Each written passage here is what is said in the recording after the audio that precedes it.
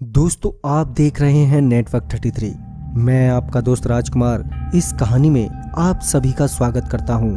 लेकिन इस कहानी में आगे बढ़ने से पहले अगर आपने हमारा चैनल सब्सक्राइब नहीं किया है तो कर लें और साथ ही बेल आइकन को भी जरूर दबाएं ताकि आने वाली वीडियोस की नोटिफिकेशन आपको जल्द ही मिल जाए। तो चलिए बढ़ते हैं आज की कहानी की ओर। 20 मार्च 2017 की सुबह नई दिल्ली रेलवे स्टेशन से भावेश गाड़ी संख्या 14258 काशी विश्वनाथ एक्सप्रेस से अपने दीदी विशेखा के घर जाने के लिए रवाना होता है।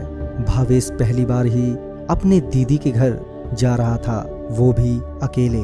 पहले तो उसे प्रतापगढ़ रेलवे स्टेशन ही उतरना था, जहां से उसके जीजाजी उसको पिक करने वाले थे। मगर जब ट्रेन अगले 1-2 घंटे में प्रतापगढ़ रेलवे स्टेशन पहुंचने वाली ही थी कि भावेश को उसकी दीदी का फोन आया। दीदी ने बताया कि तेरे जीजाजी की अचानक ही तबीयत खराब हो गई है, अब वो तुझे रेलवे स्टेशन लेने नहीं आ सकते। इस पर भावेश बोला, क्या दीदी, मैं अब इतनी रात को कहाँ जाऊंगा? अगर कोई साथ में होता तो कोई बात नहीं थी, मगर मैं तो अकेला ही हूँ।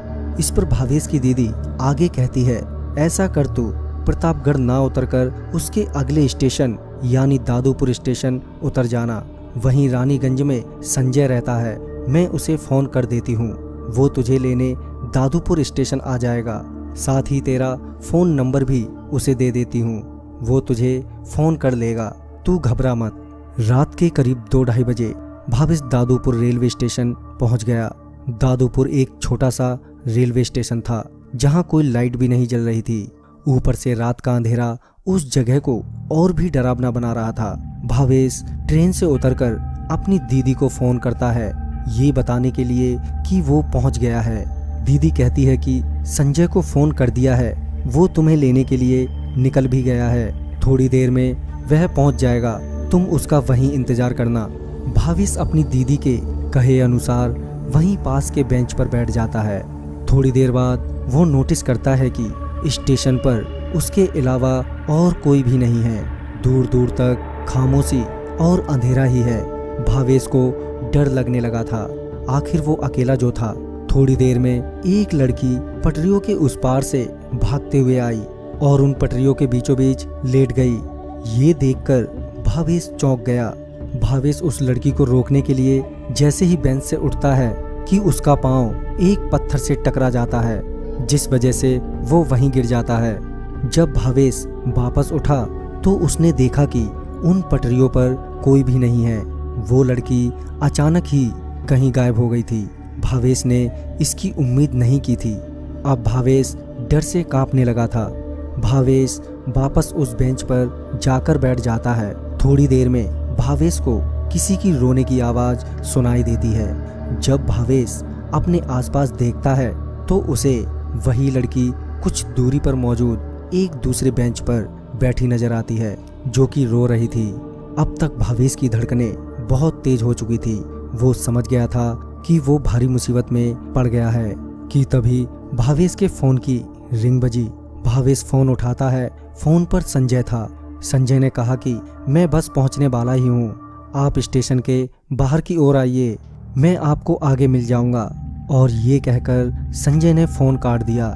जैसे ही भावेश फोन अपने कान से नीचे कर ही रहा होता है कि उसे लगता है कि कोई उसके बगल में बैठा है। जब भावेश अपने बगल में देखता है तो पाता है कि वही लड़की बैठी है जो थोड़ी देर पहले रो रही थी।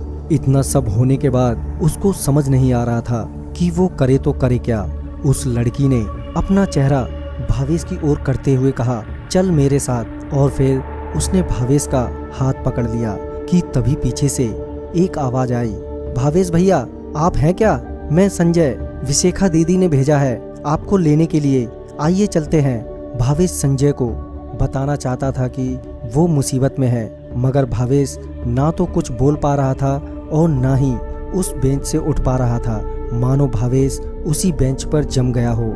दूसरी ओर संजय के काफी बोलने के बावजूद जब भावेश ने संजय को जवाब नहीं दिया तो संजय ही भावेश के पास आ गया। संजय भावेश का चेहरा देखकर दंग रह गया। भावेश बहुत घबराया हुआ था। उसका चेहरा पीला और होंठ सूख गए थे। संजय भावेश के कंधे पर हाथ रखते हुए बोलता है, क्या हुआ भावेश भैया, आप इतना घबराए हुए क्यों हो? फिर जाकर भावेश के मुंह से आवाज निकलती है। भावेश चिल्लाते हुए बोलता है, मुझे इस लड़की से बचा लो। संजय बोलता है, कौन सी लड़की? यहाँ तो आपके और मेरे अलावा कोई भी नहीं है। भावेश जब अपने आसपास देखता है तो पाता है कि वो लड़की फिर से गायब हो गई है।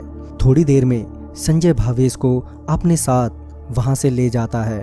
इस तरह उस दिन भावेश की जान बच गई। तो दोस्तों, इस वीडियो में बस इतना ही। मैं आपका दोस्त राजकुमार जल्द ही मिलता हूँ।